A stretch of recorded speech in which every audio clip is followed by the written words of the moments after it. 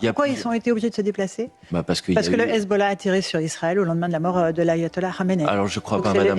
Ah si, je crois, moi, monsieur. Ah bon? Oui. Alors vous connaissez bien la situation. Vous êtes allé au Liban? Attendez, moi personnellement je suis allé au Liban, mais mon collègue Arnaud Le Gall qui préside la commission parlementaire. Attendez madame, moi je suis allé. Je vous pose des questions. C'est pas parce que je ne suis pas allé que je ne connais pas la situation. Est-ce que vous savez, madame, est-ce que vous savez que depuis le cessez-le-feu qui a été passé à la fin de l'année 2024, il y a eu 1800 violations du cessez-le-feu avant tout tir du Hezbollah de la part de l'armée israélienne.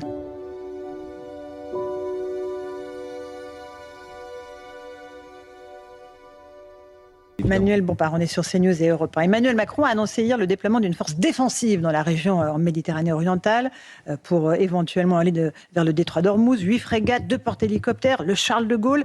Il assume qu'il s'agisse d'une mission pacifique et défensive. Est-ce que vous le pensez? Je ne vois pas comment on peut faire une mission défensive pour débloquer le détroit d'Ormuz, qui est partagé entre des eaux territoriales qui, pour partie, pour l'instant, sur la marine française n'est pas dans le détroit d'Ormuz. Elle est en Méditerranée orientale. Oui, mais donc je ne comprends pas ce que ça veut dire.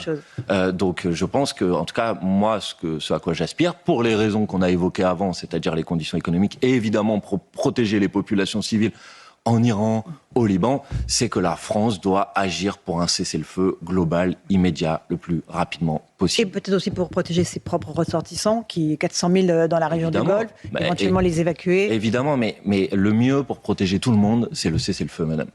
Si vous obtenez le cessez-le-feu, alors vous protégez vos ressortissants et vous protégez l'ensemble des populations civiles. Parce que sinon, on est aujourd'hui face à un risque d'escalade. Donc la France doit condamner une guerre qui est une guerre illégale au regard du droit international, et la France doit agir pour le cessez-le-feu. Vous avez entendu l'appel du président de la République libanais qui appelle la France à lui venir en aide. Vous avez déjà plus de 500 000 Libanais qui sont obligés de se déplacer. C'est l'équivalent de la ville de Toulouse. Pourquoi ils ont été obligés de se déplacer?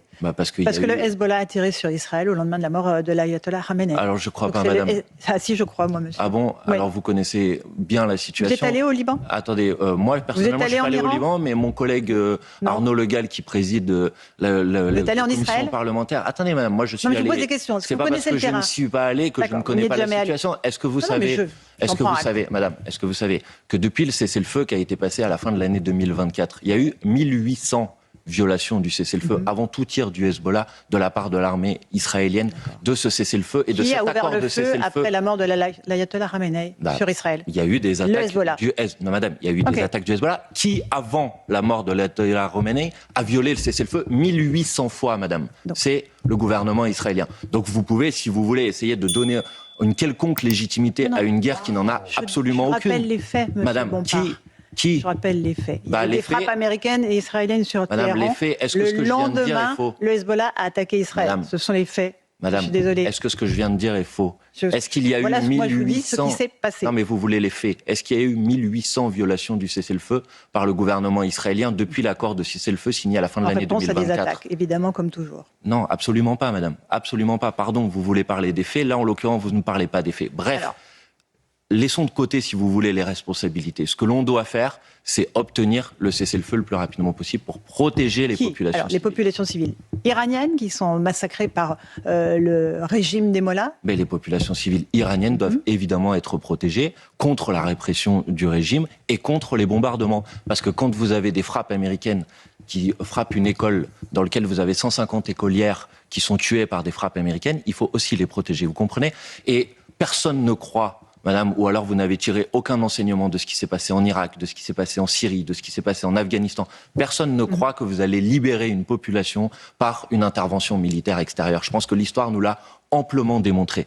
Donc si vous voulez, y compris protéger les populations civiles qui sont victimes de la répression du régime, vous ne leur rajoutez pas des bombardements d'armées étrangères. Est-ce que la France insoumise soutient le peuple iranien ou le régime théocratique islamique? On se pose la question à Marseille. Jean-Luc Mélenchon a dit « Ils ne vaincront pas l'Iran. Il espérait que le régime s'effondre. Il ne s'est pas effondré. » Est-ce que c'est... Non, mais je vous pose la question très tranquillement. Est-ce que c'est un soutien à la République islamique d'Iran? Absolument pas. Je vous réponds très tranquillement aussi. Depuis le premier jour, et vous avez cité Jean-Luc Mélenchon, Jean-Luc Mélenchon fait partie des personnalités politiques en France qui n'ont jamais soutenu le régime iranien, à l'époque où Jean-Marie Le Pen était fait invité d'honneur à l'ambassade d'Iran. Jean-Luc Mélenchon y combattait à ce moment-là, y compris le régime iranien. Moi, je fais partie d'un groupe parlementaire qui a parrainé des personnes qui étaient condamnées à mort en Iran. D'accord ? Donc je n'ai aucune leçon à recevoir de personne. Par contre, ce que je dis, c'est que vous n'obtiendrez pas la libération du peuple iranien par une intervention militaire. C'est le peuple lui-même qui doit se libérer. Évidemment. Sauf qu'il est désarmé. Et il faut l'appuyer, et il faut l'aider. Okay. Et on peut faire des sanctions qui touchent le régime. Mais en l'occurrence, ce n'est pas par ce moyen-là que vous obtiendrez. Et d'ailleurs, ce n'est même pas l'objectif de M. Trump, qui le dit lui-même, qui dit que son sujet, ce n'est pas la démocratie en Iran ou un changement de régime. Vous le savez très bien. Comme M. Trump est allé enlever le président du Venezuela et qu'une partie des gens en France, même lui ne le disait pas, ont fait semblant que c'était pour la démocratie vénézuélienne et qu'aujourd'hui rien n'a changé. La vérité, c'est que M. Trump ne s'intéresse qu'à une seule chose, essayer de mettre la main sur les ressources naturelles. Tout le monde le sait et personne ne croit qu'il est guidé par quelque volonté démocratique que ce soit. Donc, vous êtes peut-être dans la tête de Donald Trump, pas moi. Ah non, je prends ses déclarations, madame, je ne suis pas dans sa tête, je prends exactement ses déclarations et je regarde les faits tels qu'ils sont.